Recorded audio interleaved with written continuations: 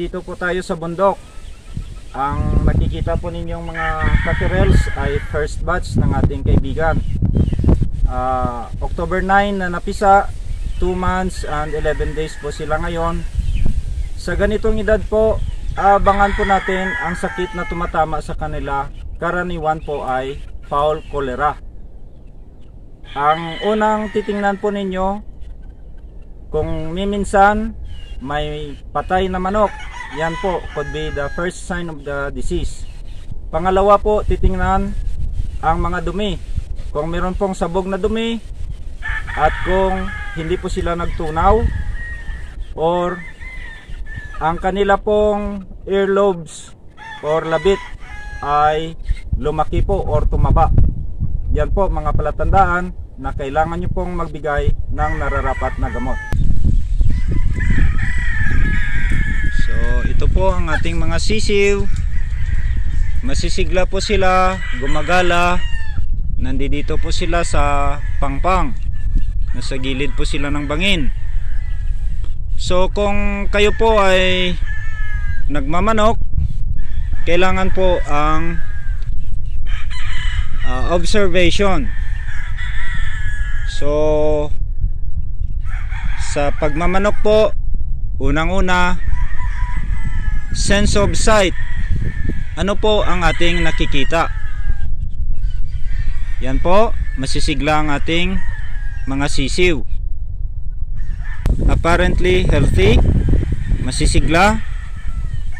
Isang napakalaking tulong po sa monitoring ng kanilang health, digestive health especially, ay ang pag-observe po sa mga droppings.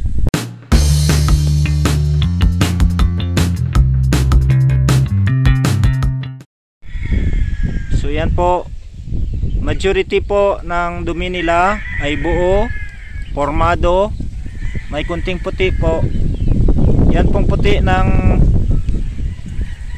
dumi ng ating sisiw, yan po ang part na uric acid.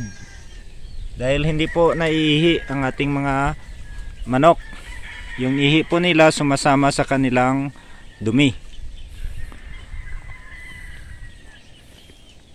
So masiglang manok, buo ang mga dumi, wala po tayong pinoproblema.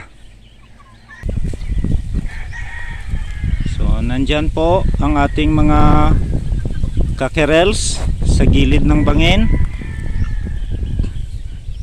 May kunting pullets po tayong pinaiwan para maging normal naman po ang kanilang pagbibinata.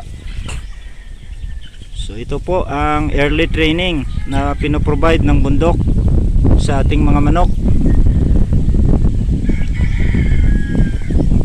Yan po sila.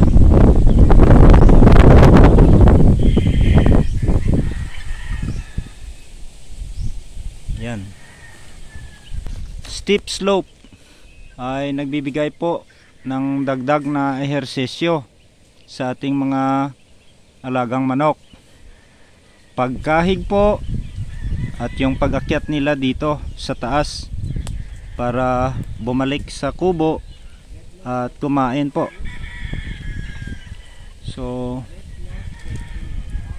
ang ganitong environment po, nalalayo sila sa masamang epekto ng ammonia, kasi po kalat-kalat sila, yung dumi po nila ay naikakalat din sa malayo.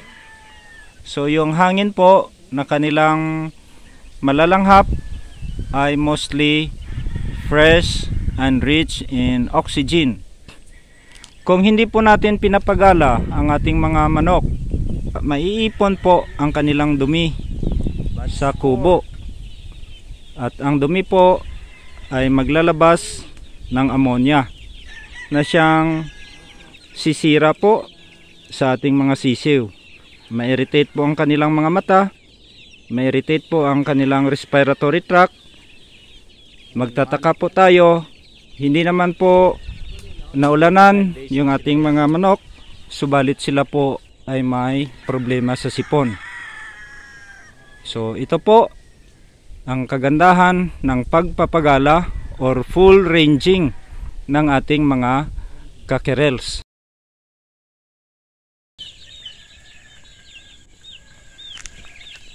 Yan po ang kanilang full range.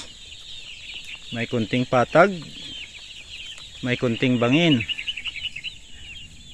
So ito po ang nagpapalakas sa kanilang mga paa at mga pakpak. Ang pagtakbo-takbo at pagkakahig, pagpapasikat sa araw, paghahabol at panghuhuli po ng mga kulisap dito sa kapaligiran. So kapag gumagala po ang ating mga sisiw, ang kanilang dumi po ay nailalayo nila sa kanilang kubo. So kapag uuwi po sila sa gabi, konti lang po ang load ng dumi doon sa loob. Iwas po sa ammonia. Iwas din po sa sipon.